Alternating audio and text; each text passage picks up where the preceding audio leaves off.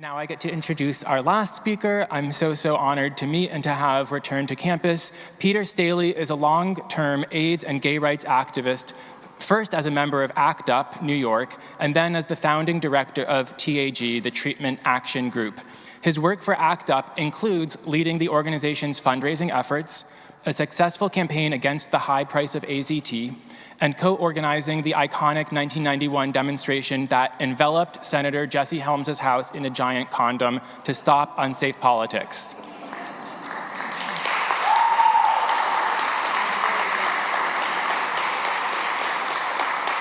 Among so many other campaigns.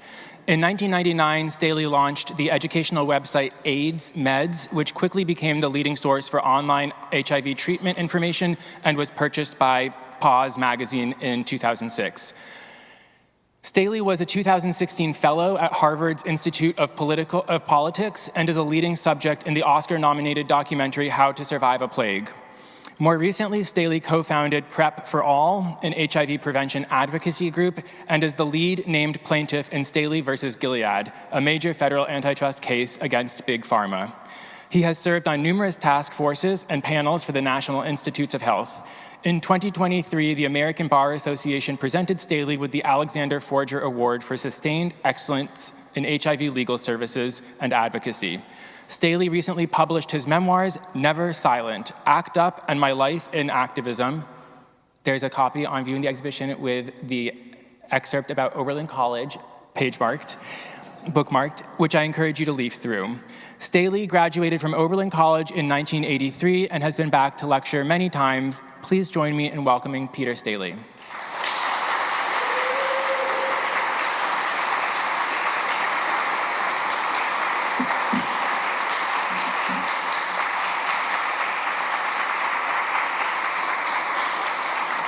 Thank you.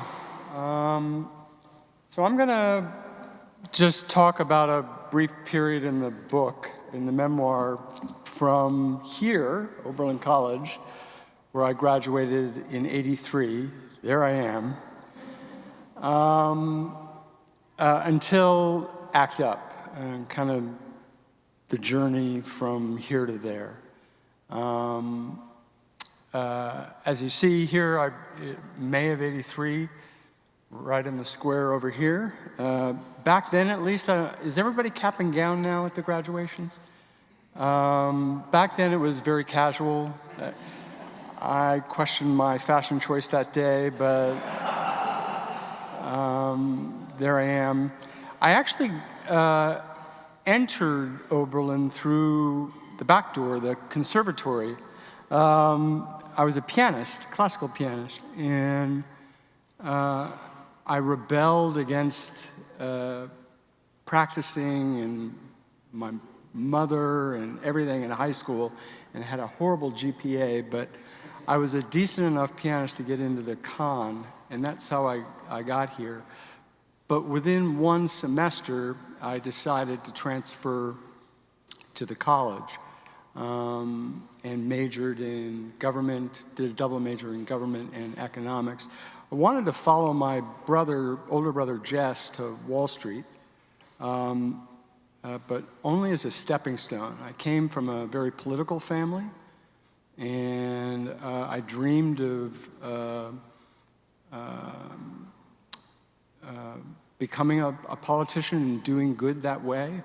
I was a diehard Democrat. I caught the political bug during Jimmy Carter's administration. Amazingly, the man is still here, walking this earth. But he was my first political hero. And I figured I could, working on Wall Street now would be a really stupid way to get into politics. But back then, it was quite a logical choice. I thought I'd make my nest egg in my 20s, self-finance my congressional campaign in my 30s, hopefully end up as a senator in my 40s. And I was very mindful of history that in his early 40s, Kennedy managed to become president, so that wasn't off the table. But I was dreaming big, and so I did leave Oberlin. and got a job on Wall Street and moved to New York in 1983. Where is that picture? There it is. You can see me circled there in the red. This is JP Morgan, and right across the street from the Stock Exchange columns, and that was their commercial bank training program in 1983. But back to Oberlin, this is where I came out, and my second year here, in the fall of 1980, this flyer went up in early December by the Gay and Lesbian Student Union, which was pretty popular on campus even way back then. Oberlin was considered probably the most gay-positive college in the country at that time because of the Gay and Lesbian Student Union, which was formed shortly after Stonewall. But they decided to do 103 minutes of gay and lesbian films, and I was deeply closeted, and in fact, closeted to myself. I had never had gay sex. I had dated girls in high school. I had these thoughts in my head that I kept suppressed since puberty, but never explored. And this poster caught my eye, and I thought I might be able to explore a little more by sneaking in after the program had started and sitting in the back in the dark. Nobody could see me. I was also very curious about the asterisks next to Nick and John. Sexually explicit, an accurate documentary. I guess I got cut off there. But sure enough, Nick and John turned me gay. It was like a 15-minute documentary made out of San Francisco. I managed to find this flyer when I was writing the book and researching for it. I had a speaking gig here at Oberlin. I went over to Mudd Library, to the archives there. I had remembered the flyer in my head. And the Gay and Lesbian Student Union had 2 boxes over at Mudd of their entire history, and I just started going through them. And bam, like within 15 minutes, there was the flyer. I was like, yes. So I snapped it with my phone, and it's in my book. And the archive agreed to let me have permission to replicate it. But Nick and John was made in San Francisco by this older gay guy who partnered with a younger gay guy to make kind of a documentary about how gay men fall in love or have sex for the first time. And it reminded me of like a Attenborough animal documentary about how lions fuck. It was X-rated, and I finally got in touch with one of the directors. He's still alive in San Francisco, retired. And he sent me this photo of the whole team that put it together. That's Nick and John in the back. And that's them on the screen in the middle, if you can see it, making love in bed. So it starts with them at a cocktail party, and they do the gay eye, you know, where they catch each other's eyes from across the room. And the narrator, who was Ed, the director, in a deep voice, he's narrating all of this. And then they see each other from across the room. And when they don't look away, this is a sign to each other that they may be of the same tribe. And so it's the whole, and it doesn't stop.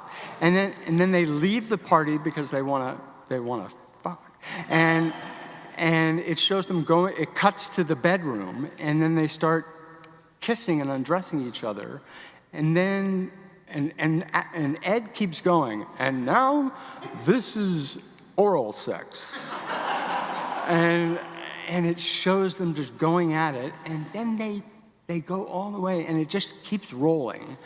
And this is anal sex, and there are tops, and there are bottoms, and it was 15 minutes, and you know, from the kiss and the unbuttoning of the first shirt, I had to cross my legs, and I was like, I have got to do this.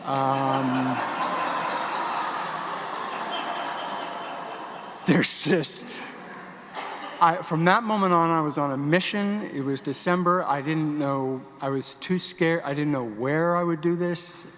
I didn't want to be found out. But I knew that the following month, I was going to be traveling by myself to London for the first time to look at the London School of Economics as a possible place to do my junior year abroad. So the second week of January 1981, I landed in London on I believe it was a Saturday morning, and checked into a bed and breakfast and went looking for anything gay and started walking the city. I was on a mission. I was going to sleep with a man in London that week. And I ended up titling that chapter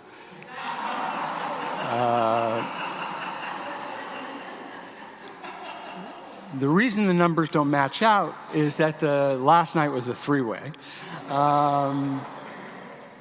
But that very first night, I managed to find a gay porn shop in Soho that afternoon. And by that night, I was both literally and actually in heaven, which at the time was the largest gay nightclub in Europe. And I had a bunch of men to choose from to be the first. And every night I learned a new position and a different guy, and saw my first drag act the third night. And just by the time I got back to Oberlin, I was a fully educated slut. And I started dating guys here. I was one of the few students on campus with a car. That's my baby blue Volvo diesel Rabbit. And that is Jeff Middleman, probably my third boyfriend on campus. That parking area where most of the cars were on campus, I think that's now the new dining hall up on the across from East Hall. So that's buried. And that house, big house behind it, was unfortunately bulldozed for that. Yeah, I was able to fully enjoy Oberlin from that moment on. Thank you, Oberlin, for finally opening my eyes to so many possibilities. And then I went deeply back into the closet at J.P. Morgan. But on the weekends, I started walking around New York. I lived on Maiden Lane, just a couple blocks from Wall Street, so I could roll out of bed and go to work. But on my weekends, I would walk all the way up through Tribeca and then Greenwich Village. I'd check out Christopher Street, then I'd go over to the East Village. My favorite bar was the Boy Bar, and there was also the bar on 2nd Avenue. And then I'd walk back down through Tribeca, through Chinatown, and eventually back to Maiden Lane. But one of those nights, I was going through the West Village, and I heard this crowd singing some Broadway number. And they were singing really good. They were like in a harmony. And it was bleeding out into the street, and I discovered the Duplex, which is still in New York, but not in its original location. This was 55 Grove Street, and it was like it was like walking into that Casablanca bar, and it was downstairs and small and crowded, and people were smoking and little dinette tables. And I sat there and I watched the performance, and another beer arrived, and the waiter said it was from the bartender. And this is Curtis. And Curtis and I had a torrid, wonderful 2-week affair. But he was a socialist who preached at the Church of the Saint, which was the largest gay club in the US. And he told me these amazing stories about it. But he couldn't stand the fact that I worked on Wall Street. So by the time we had gotten tired after 2 weeks of torridness, he kind of called things off, which is fine by me. But it was a wonderful experience, but it left me with some saint-derived STDs and probably HIV. And this was the fall of '83. The virus had yet to be discovered. We had heard of AIDS, but when you were semi-closeted in your early 20s in New York, you were really quite oblivious to the risk. I don't distinctly remember having a conversation at one of the bars with somebody my age, and he said, "Have you heard about AIDS?" And I was like, "Yeah, I've heard about it. I don't know anybody who has it." And he said, "Yeah, I don't either. I think it's only happening to the guys in their 30s and 40s who have slept with hundreds of men." And that's how we dismissed it. And that wasn't unfactual. HIV has a very long life cycle. It's 8 years on average between infection and death. That's untreated HIV, with no treatments at all. So it percolates in your body quietly for years, sometimes years. And the guys who were dying, the first cases were reported in '81, '82, '83. They had gotten HIV in the late '70s. It had been spreading in New York. We now know from backdating the virus genetically since the early '80s, around '71 to '73 was when it first hit New York. And it didn't first hit San Francisco until about '75 or '76. They caught up to us pretty quickly as far as the infection rate. But the first deaths in '81, '82, '83, they were infected much earlier. And therefore, they were often in their 30s or 40s, not in their 20s. Thus allowing me to live, and many of my cohort, to live in ignorance and bliss and ignore what was going on around us. And Curtis was, unbeknownst to him or me, was my kind of patient zero. Zero regrets, by the way. He was fabulous. But the STD I caught kind of shut me down sexually for a while. And it wasn't until 2 years later, after meeting this guy who shares my name, Peter, who was living in Amsterdam, and I was on vacation there that week. This is the last picture of me before I found out the news. And that picture's been cleaned up with some AI to make it very clear. But I view it as the last moment where I kind of had that innocence. I grew up very, very quickly after this. I came back.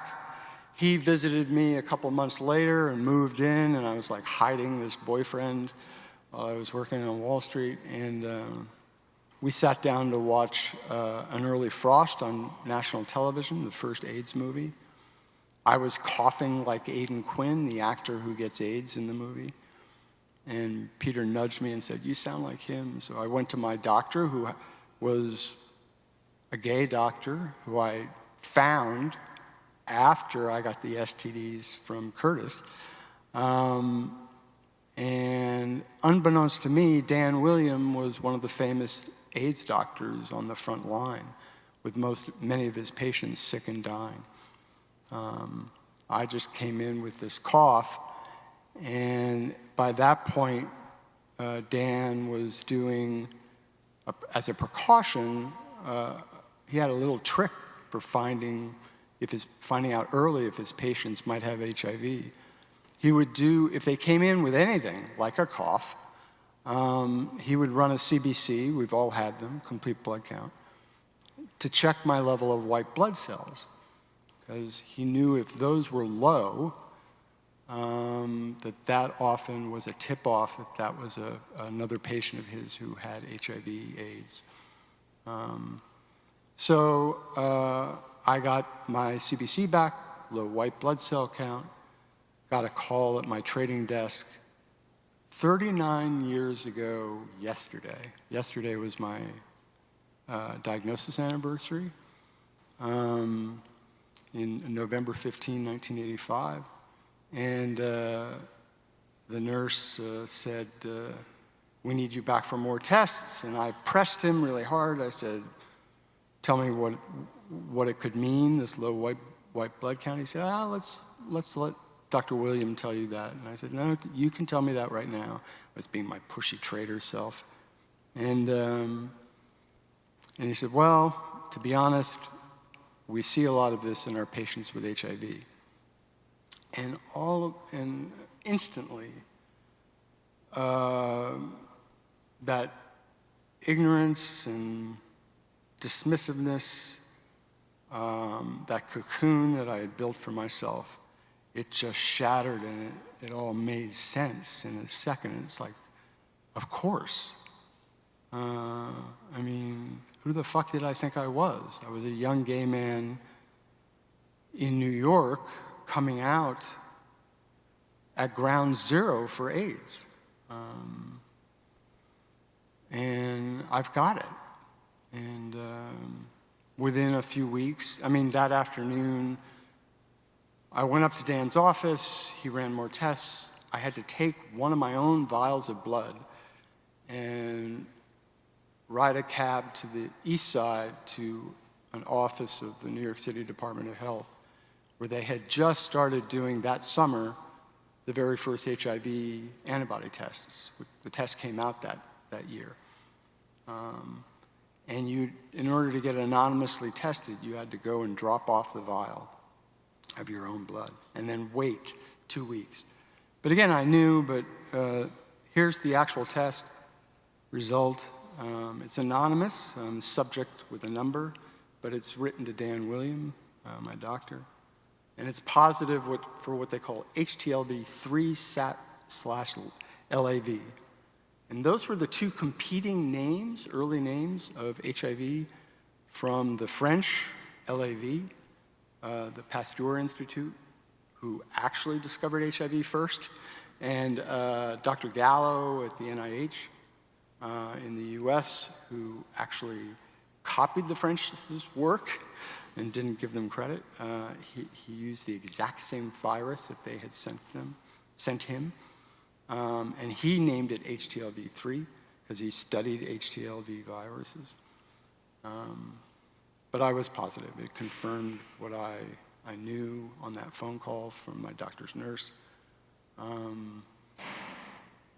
And I entered a very dark, scary year and a half trying to figure out what kind of future I might have. That night, that very first night on that Friday, my anniversary day, I found a magazine on the newsstand that had a cover story on AIDS from Scientific American. And it was everything they knew medically up to that point and scientifically. I read the article like 3 times, very slowly, and then had a very good cry in front of Peter. And then tried not to cry again for many years. But I learned that it was a retrovirus, that it had RNA inside of it, that it attacked a cell called the T cell, one of your most important white blood cells, CD4 cell. It would get inside and genetically integrate its RNA into the DNA of that cell, and then turn that cell into a factory that burst out tens of thousands of more HIV to go on and attack more of your CD4 cells, which are the conductors of your immune system. It's the most important white blood cell. it was that genetic integration where I decided and knew that I was screwed. This was in an age where something like gene therapy was science fiction. It had yet to be started or even conceived of, except in people's dreams. So I knew there was no way to get it out of my body. But there were some therapies mentioned near the end of the article that said it might slow down the replication process, and these were being experimented on. So I hung my hope on that, and I started trying to find out what the gay community was doing, who the players were, the organizations. I learned about GMHC. I still hadn't heard about Larry Kramer. I had never read the gay press prior to my diagnosis.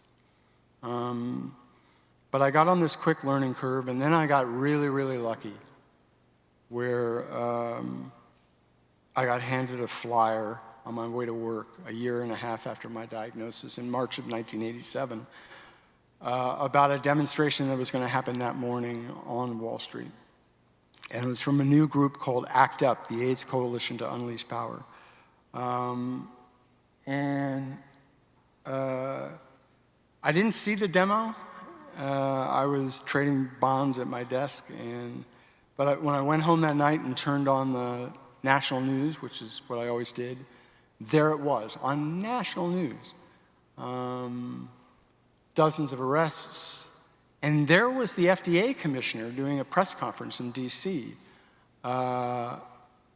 being asked questions. What are you all doing about these drugs that they say are out there and that you need to speed up development of? And he announced some tweaks of programs, and it looked to me like that was a tit for tat, that was power, that was hope. And I got myself to the very next meeting. Here's one of the great pictures of how we all packed into the first floor of the LGBT Center on West 13th Street in New York. And I never left. It became my life, it became my church, and it's the reason I'm here today. It was one of the most successful movements in American history. It was hard.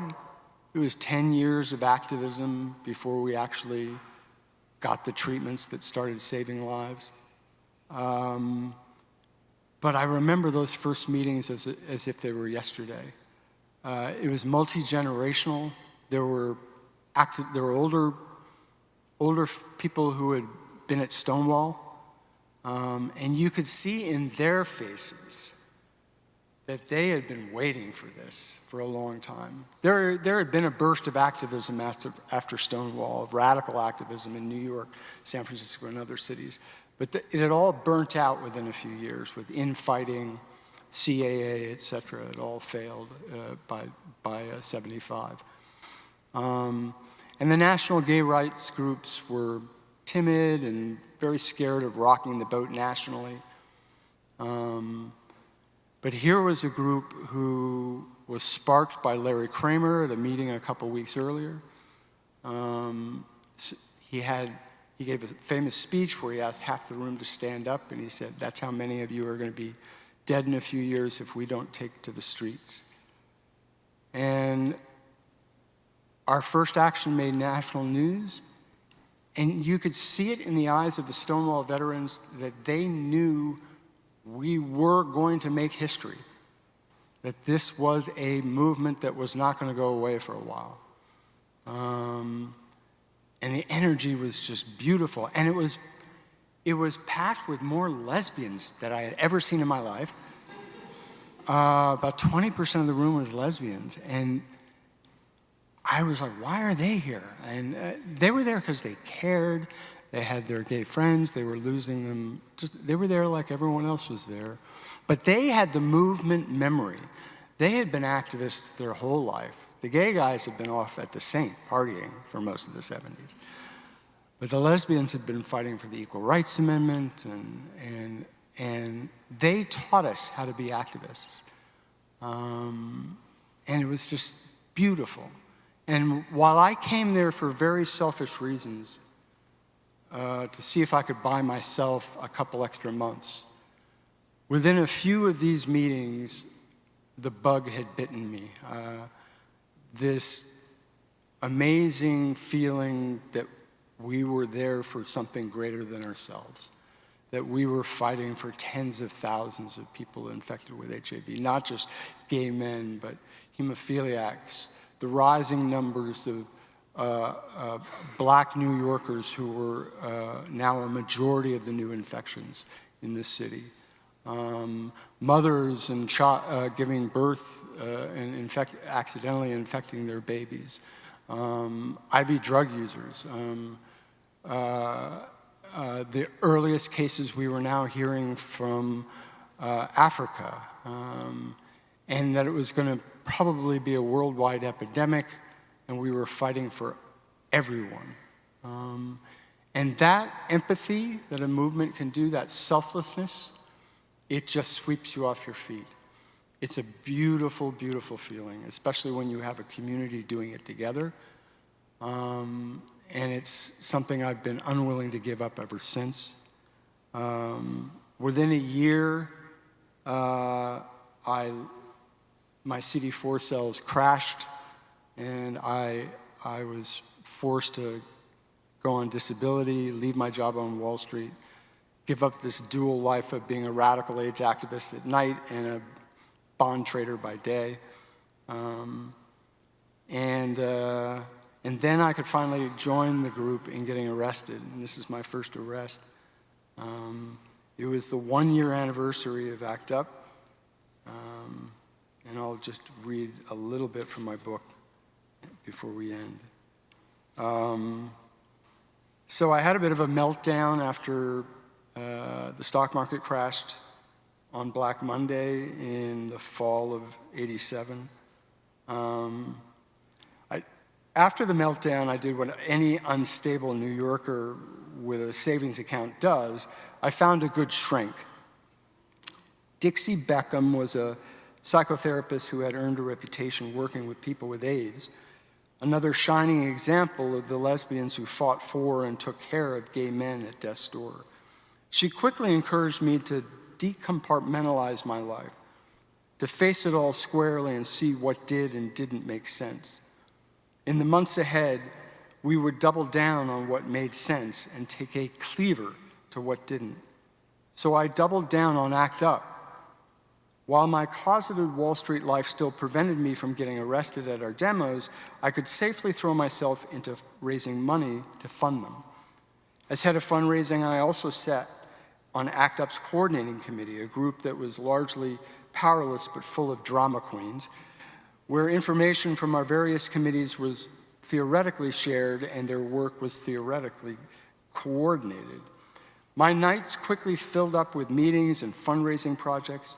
My weekends were filled with the soul-crushing job at Morgan, where my bond trading losses slowly mounted. Something had to give. That something was my T-cell count, which dropped to 171 by February, 4 months after Black Monday. This was the first time it had dipped below 200, entering the danger zone where the odds of getting hit by an opportunistic infection rose sharply. This was the point when doctors, if pushed for a prognosis, would say, "You've got 2 months left, 2 years left, Mr. Staley." For weeks, Dixie had been preparing me for this moment, gently nudging me not to separate my career on Wall Street from my healthcare reality, hinting that I was holding on to a job that made less and less sense. It was probably costing me some T-cells, and it was definitely fucking with my mental health. She also pointed out that the only time I smiled or expressed any joy during our sessions was when I talked about my life in ACT UP. You could go on disability and dedicate yourself to the activism work that really matters to you, she suggested at one point, further planting the seeds for a great leap into the unknown. All I needed was one last good push, and the lab results about the lower T-cell count had sure shoved me hard. The very next morning, I walked onto the trading floor at my usual time, but surprised my boss, John, the head of CRT's New York headquarters. First, I asked him for a private discussion in his office. Then I told him I was HIV positive. "Today will be my last day here," I said. I explained that my latest T-cell count had fallen to a dangerous level, so I'd be going on disability. I told my boss that he could share my medical news with the other traders at tomorrow morning's staff meeting. "Feel free to tell them the truth, the whole shebang, including that I'm gay." Although John was stunned, he acted professionally, expressing compassion and concern. Since there was nothing of personal value at my trading desk, I walked straight from his office to the elevators, never looking back. My short, topsy-turvy career on Wall Street had ended. As soon as I got back to the apartment, I called Lou. He was a closeted broker I traded the bonds through, who was at his broker's desk at Garban. "It's done," I said. I had given Lou a heads up the day before, just after the blood results came back. We both wondered aloud how our small world of bond traders and brokers would react. Lou agreed to arrive at work early the next morning so he could monitor the chatter over the direct phone lines that connected all the trading desks in New York, Tokyo, and London. The traders in Tokyo would be winding down their day just as my former boss, John, broke the news. Lou's phone bank started to light up within minutes of that staff meeting. "It's out," Lou told me on one line while he held a second phone to his other ear, fielding a flood of calls coming into his switchboard. That was fast, I said, but neither of us was surprised. The phones that connected our market were the most efficient news and gossip relay system on the planet. It's how I learned that Rock Hudson had AIDS hours before it appeared on TV. And now, Peter Staley has AIDS was ricocheting around the bond market at a similar clip. "They just heard in Tokyo," Lou said about 15 seconds later. In the days that followed, only 3 of my former colleagues from Morgan Guarantee called to ask how I was doing. Bill Schreiner was the first, and then Tommy Kalaris called. As always, he impressed me with his empathy and frankness, and he even offered some levity. This is backtracking to stories that, he's referring to the guy from Amsterdam. "So I'm guessing that girl you almost moved to Amsterdam for was actually a guy," he said. "Yeah, sorry about bending the truth on that," I said. "It's all good," he said. Less than a month later, I returned to Wall Street, not to trade, but to protest.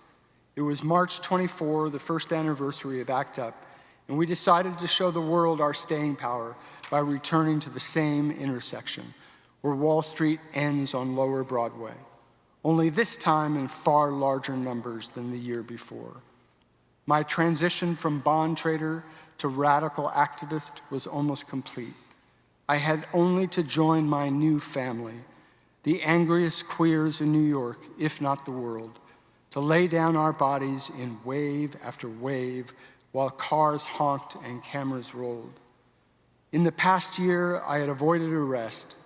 I would hold a protest sign close to my face, making sure not to be captured on film, not wanting to risk losing my pointless job.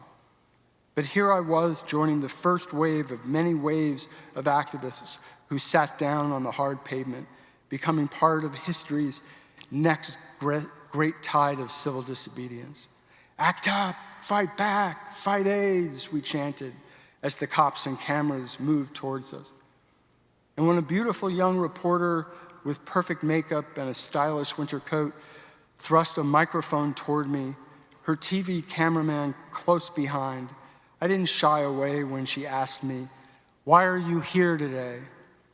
I tried my best to stick to the ACT UP script of practiced sound bites as the cops gave their warning, announced through a bullhorn that we would soon be arrested if we didn't move from the street to the sidewalk.